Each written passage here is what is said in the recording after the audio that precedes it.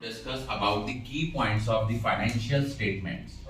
तो financial statements में कौन कौन से की पॉइंट्स आते हैं यूजुअली जो आप लोगों के पेपर्स में गलत होते हैं. First is cost of goods sold. इसको बच्चे कैलकुलेट करने का फॉर्मूला होता है opening stock add net purchases. Net purchases means purchase minus purchase return, और परचेज रिटर्न का दूसरा नाम दैट इज रिटर्न आउटवर्ड.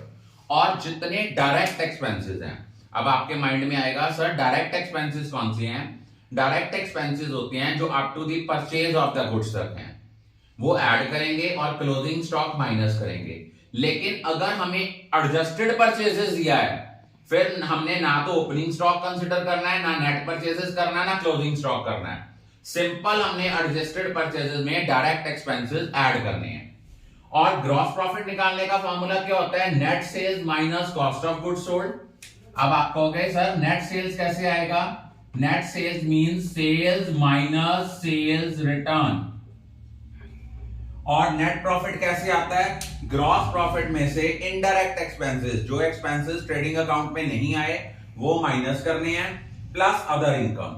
और ऑपरेटिंग प्रॉफिट निकालने का फॉर्मूला क्या होता है ग्रॉस प्रॉफिट में से ऑपरेटिंग एक्सपेंसेस माइनस कर दो, और उसके बाद आप लोगों ने क्या करना है कि जितनी आपकी ऑपरेटिंग इनकम्स हैं वो हम लोगों ने क्या करनी है ऐड करनी है.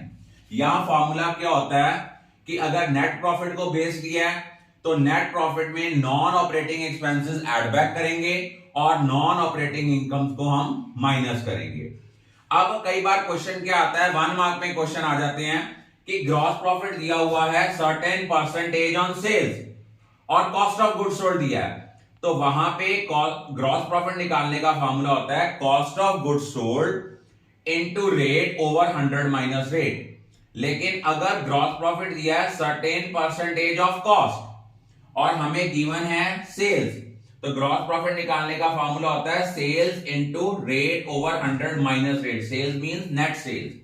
और अगर सिंपली हमें ग्रॉस प्रॉफिट जो है वो परसेंटेज ऑन सेल्स दिया है और सेल गिवन है, तो सिंपल हम क्या करते हैं ग्रॉस प्रॉफिट को कैलकुलेट करने का फॉर्मूला होता है सेल्स इनटू रेट ओवर 100.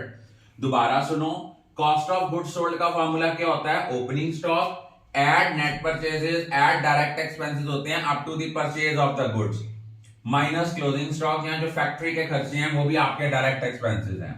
लेकिन अगर एडजस्टेड परचेजेस गिवन है, ना तो ओपनिंग स्टॉक कंसीडर करना है, ना नेट परचेज करना है, ना क्लोजिंग स्टॉक करना है.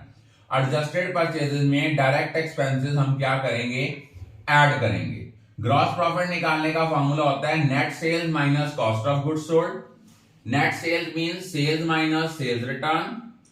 और नेट अगर नेट प्रॉफिट निकालना है तो ग्रॉस प्रॉफिट में से इनडायरेक्ट एक्सपेंसेस माइनस करने हैं, और जो इनकम्स हमने ट्रेडिंग अकाउंट में शो नहीं की like discount received, rent received, commission received, वो ऐड बैक करेंगे. ऑपरेटिंग प्रॉफिट निकालने का फॉर्मूला होता है ग्रॉस प्रॉफिट में से ऑपरेटिंग एक्सपेंसेस माइनस करेंगे. सेल्स एंड डिस्ट्रीब्यूशन एक्सपेंसेस हैं या हमारे ऑफिस एंड एडमिनिस्ट्रेशन एक्सपेंसेस हैं वो माइनस होंगे, और ऑपरेटिंग इनकम ऐड होंगी. और अगर हमने नेट प्रॉफिट को बेस लेना है तो नेट प्रॉफिट में जो नॉन ऑपरेटिंग एक्सपेंसेस पहले माइनस हुए थे उनको ऐड बैक करना है और नॉन ऑपरेटिंग इनकम्स को माइनस करना है. अगर ग्रॉस प्रॉफिट जो है it is certain percentage on sale और cost of goods sold given है, तो ग्रॉस प्रॉफिट का फॉर्मूला क्या होता है cost of goods sold into rate over 100 minus rate. अगर ग्रॉस प्रॉफिट दिया है सर्टेन परसेंटेज ऑफ कॉस्ट और सेल्स गिवन है, तो फॉर्मूला होगा ग्रॉस प्रॉफिट का net sales into rate over 100 plus rate. But अगर ग्रॉस प्रॉफिट जो है वो सर्टेन परसेंटेज ऑन सेल्स है और सेल्स गिवन है, तो ग्रॉस प्रॉफिट का फॉर्मूला होता है sales into rate over 100. I think all of you are clear about it.